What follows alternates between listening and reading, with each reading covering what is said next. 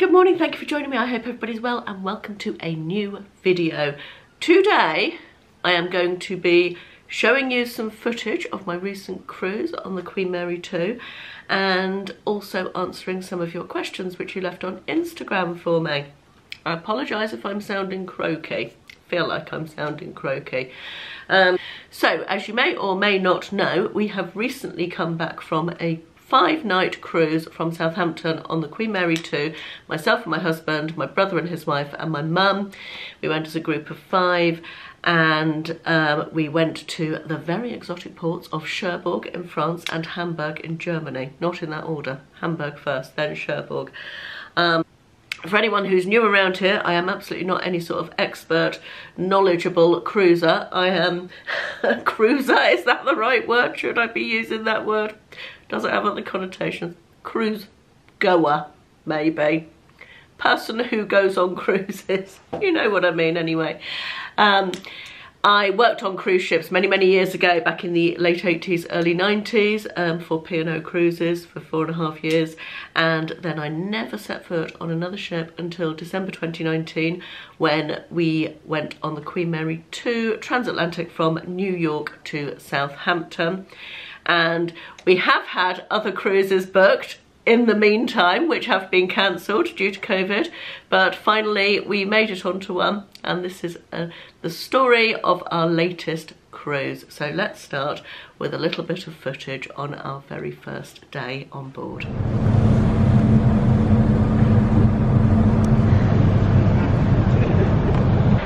Definitely not as glamorous or as exciting as New York Sail Away, but just as much fun and also lovely to be here with my family. Mum, do you want to say hi to the vlog? No, she's off on one. Just leaving Southampton. Oh, it's a nice time of day to leave, look.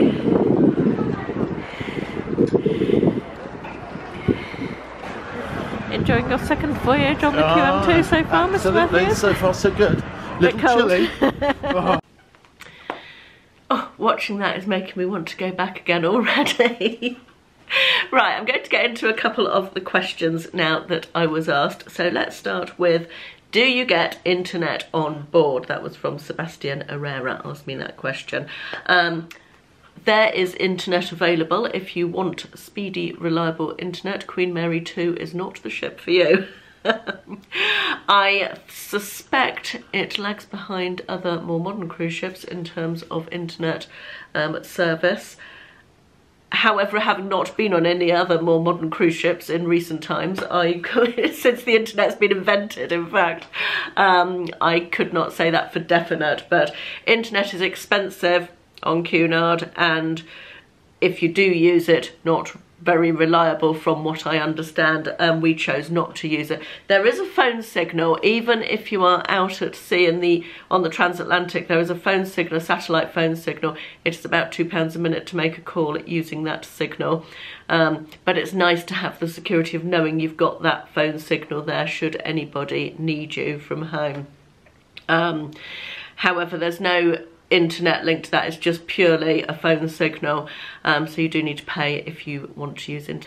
We kind of enjoyed the whole being cut off from the world, not having any internet for our 7-day transatlantic, and yeah, it didn't bother us particularly. It was something that I found quite relaxing, but not sure I'd want to do a 3-month world cruise with no internet. But yeah, short answer is yes, internet is available if you want it, but not particularly reliable from what I understand of other people who have used it.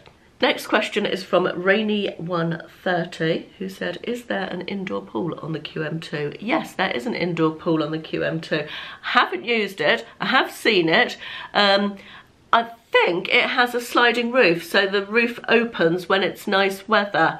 So it's sort of an indoor-outdoor pool, and there's another separate outdoor pool as well, and little jacuzzi hot tub things as well. The next question is from bpain2, who says, are you ever bored? Now, I can honestly say I'm never bored on holiday. On most cruises, I think, again, I'm not an expert, but certainly on the Queen Mary, when we did the transatlantic, there was an awful lot to do in terms of a daily organised programme of activities. We really enjoyed going to lots of the lectures on board. There didn't seem to be as many of those this time, and I assume that was because it was a cruise with ports where you could go ashore if you wanted to.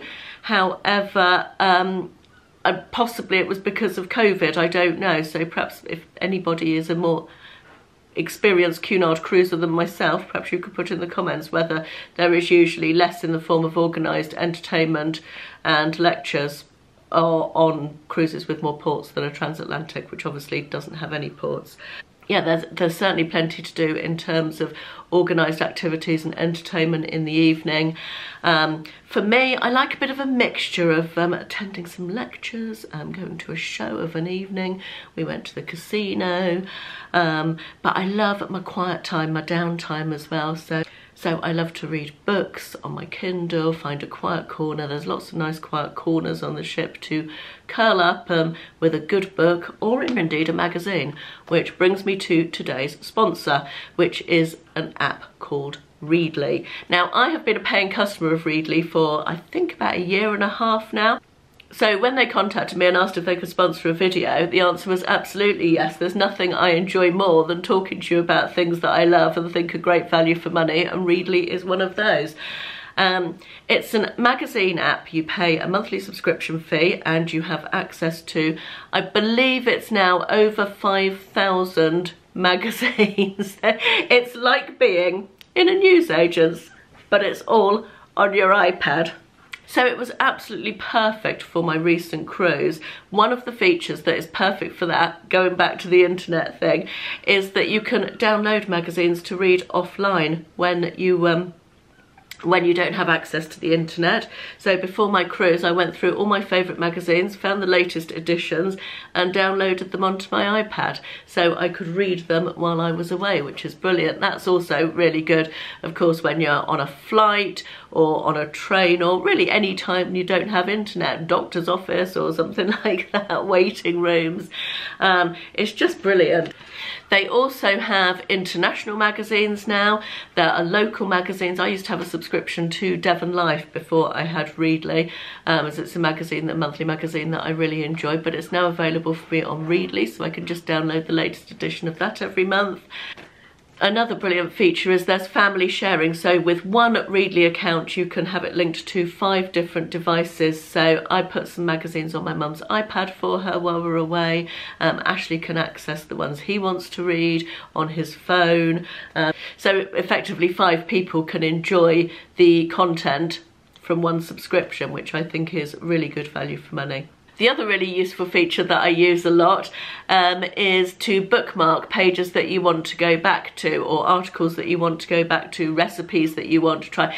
I worried when I got to the digital version that I wouldn't be able to do that same thing that you do with tearing out a page of magazine to keep articles that you want, or recipes that you want to try, but you can just bookmark them and go straight back to them, so it's absolutely brilliant.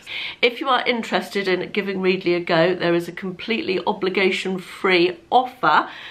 You can have 6 weeks to try it completely free of charge. You can cancel at any time, and if you do decide to continue after that, you continue at £9.99 a month, which I'm sure you'll agree is an absolute brilliant price. As I said, I've been a paying customer for 1.5 years and have no plans to stop now.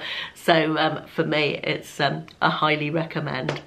I'll pop the information down in the description box for anybody who's interested in giving that a go. Right, let's pop back to a little bit more cruise footage.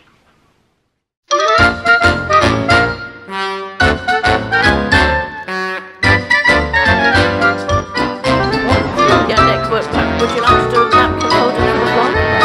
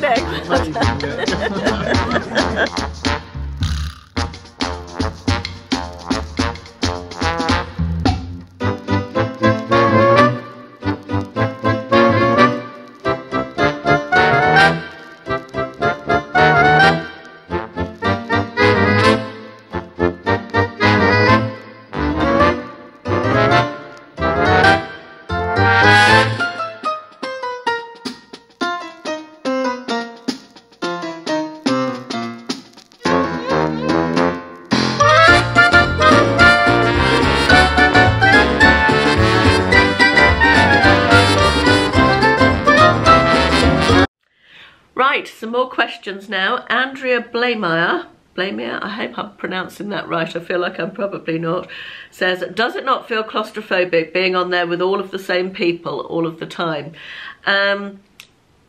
No, there are places on the ship where it can get busy. I tend to avoid those. I'm not big on massive crowds at all. So yeah, I tend to seek out the places where it's not so busy and enjoy a bit of solitude more so. So being a person, I think on some ships perhaps it might feel like that. I suspect when it's very lovely weather and everybody's clamouring for outside space, perhaps that might get a little claustrophobic, but my experience so far has been that it's easy to find the places that are not quite so crowded, which suits me perfectly. Next question is from UK Man 1234, and he says, how did you find the COVID protocols on board? PS, hope you had a great cruise. Yes, we did, thank you. The COVID protocols while we're on board were quite strict. I understand they are changing from next week, but while we were on board, it was mask wearing with no exemptions. Nobody was exempt from wearing a mask at all, and you weren't allowed to use face shields instead of wearing a mask. You had to wear an actual face mask. You had to wear them through the embarkation process, on board the ship while you were walking around all the time, in the theatre on board the ship, during shows, for some of the organised activities, which I didn't go to, but I noticed that in the magazine it said masks are required for this event. You didn't have to wear them when you were sitting down in the restaurant eating, or when you were sitting down in a bar drinking, or in your cabin, obviously, or on the outside deck. You could walk around the outside deck without a mask. I believe that is changing from next week. There was lots of hand sanitizer everywhere, and if you weren't wearing your mask correctly, or you had forgotten to wear your mask, the staff would, or the crew, sorry, would tell you if you're wearing it under your nose, for example. I wasn't, some people were. They were told to put it on properly, or asked to, reminded to put it on. I mean, it's easy to forget. For example, if you get up from the dinner table and go to the loo, it's quite easy to forget to put your mask on, and the staff would remind, very politely, you know, but they would remind you. They were very hot on mask wearing. Do I think this made any difference? I can honestly say I don't, because I came back from the ship with COVID. I have COVID, so I feel like while it perhaps makes people feel safe, please don't go on a cruise or choose to go on QNAR because they have quite strict protocols, thinking you're not going to get COVID, because, you know, I was not the only one. 3 of our party so far of 5 have COVID. It's part of life now, isn't it, COVID? So you have to expect to get it. Next question was from Julia Jones, who says, want to cruise but worried about motion sickness. Any advice? I have been lucky that I've never ever been seasick or had any tendency towards seasickness. So I feel like I'm not really qualified to give advice on that. I know that you can get injections to make you feel better if you do get seasick, and there are various remedies. People wear the wristbands. A lot of people say the wristbands help, and of course there's medication you can take, but having never suffered it, I know it's absolutely rotten. Having never suffered it, I can't really give you any advice on that, sorry. Rachel J 969 2020 says, hi Caroline, is a cruise worth all the hype? That's an interesting question. I don't perceive cruises as being massively hyped. I have really enjoyed both my experiences of cruising. I think there's probably a very wide variety of cruise experiences, and perhaps not something for everyone, because not a cruise isn't going to suit everybody, is it? Everybody likes different types of holidays. But I very much enjoy the sort of Cunard, slightly old-fashioned, I guess, service and experience. I'm not so sure I'd like a particularly modern ship with the sort of water slides and theme parks and all of that stuff. I think that probably wouldn't be so much me, but I think there's something nice about cruising. Yes, just the moving from A to B across the sea. I think it just has something very romantic and oldie worldy about it that I really enjoy. Good morning, good morning. Please excuse the state of me. I've just got dressed but haven't done my makeup or hair yet. Welcome to my balcony on the QM2. Just arriving in Hamburg. Just going past the airport there. It's a very grey, dull morning. It's not particularly cold. I've just come outside. I'm not feeling particularly cold. I think it's probably 7 degrees, something like that. Yeah, it's day 3 of our cruise. Today is Thursday. We boarded on Tuesday. Yesterday we were at sea. Today we are in Hamburg. We're having a very nice time. Really enjoying it. Oh, there's half a plane there. That's interesting. No idea what that's doing there. Now done my hair and makeup. Just coming up, we're due to dock at 9 and it's 25 to 9 now. It's quite interesting sailed up the river towards Hamburg, and then we're now very much in the dock area. Some massive container ships there.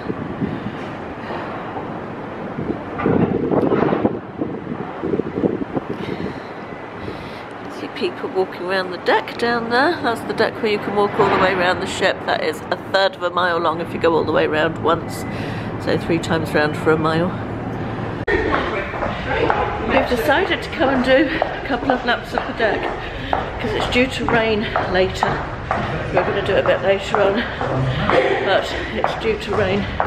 We're outside. Umbrella masked off, by the way, when we're outside. Thought I'd better say that because actually Mum still wearing those, but you don't have to wear them on the deck outside. But yeah, we thought we'd come outside and do our walking. Hope it's not too windy for the sound. Now, because it's actually just starting to rain, it's not very nice at all. About 11:30, Nick and Amanda have just gone ashore, and Mum and I have just come to the Concierge Lounge, which is on deck 9, and there's nobody in here apart from us, so I thought I could film it for you. It's like you come here when you've got any inquiries or anything, like hotel reception type of thing for guests in the grill suites. Love this model of the QM2. Quite like one of those. That would be nice, wouldn't it? And you can get little snacks here, and we just made ourselves a coffee. We're trying to avoid the snacks on the basis that we've had a 3-course breakfast, and we're now going to we're probably going to have a 3-course lunch as well after a lot of eating on cruises. We've just come into the Golden Lion pub for lunch. Not for lunch actually, for a pre-lunch drink. And I'm guessing it must be St Patrick's Day because there's all shamrocks around the bar and some little shamrock decorations and hanging from the lights as well. I think it must be St Patrick's Day, so happy St Patrick's Day. Mum and I are just having a gin and tonic, and Ashley's having a pint of Stella. It's lunchtime and Hamburg is looking a little bit less grey. The sky is lifting a little bit out there. Still not making me want to go though. Lovely, thank you. Good afternoon.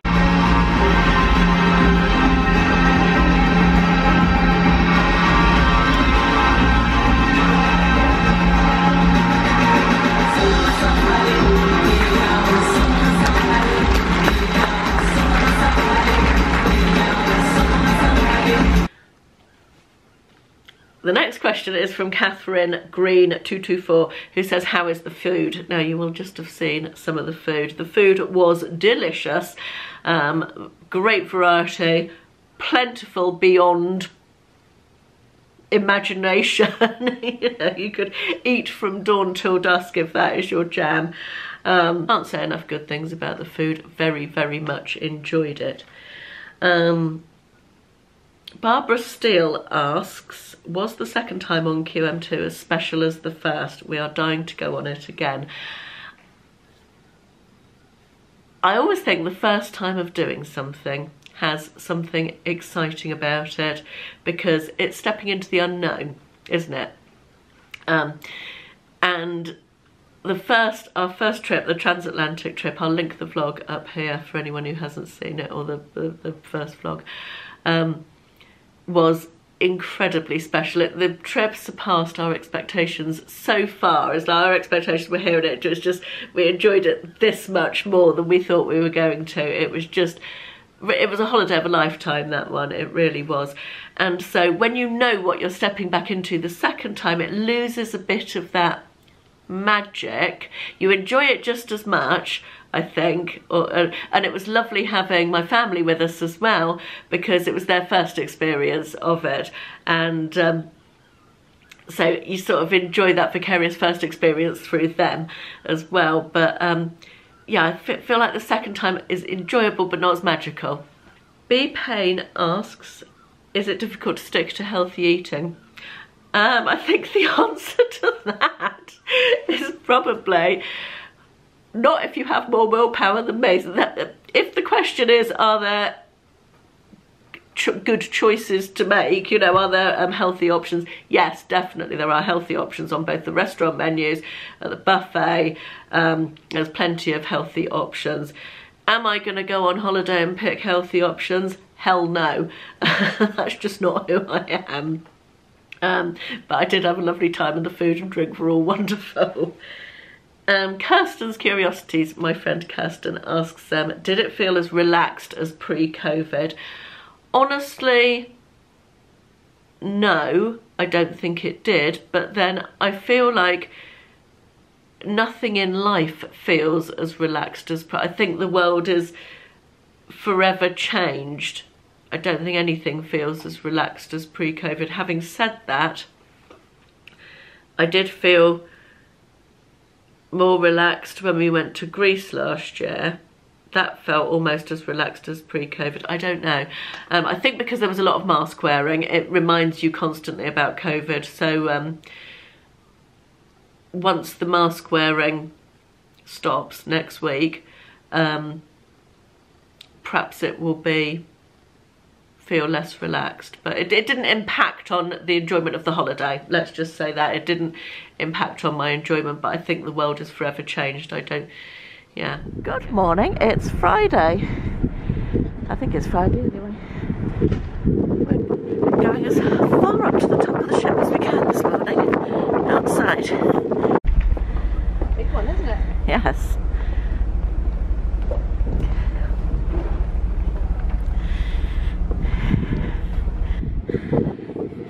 Right at the very top now.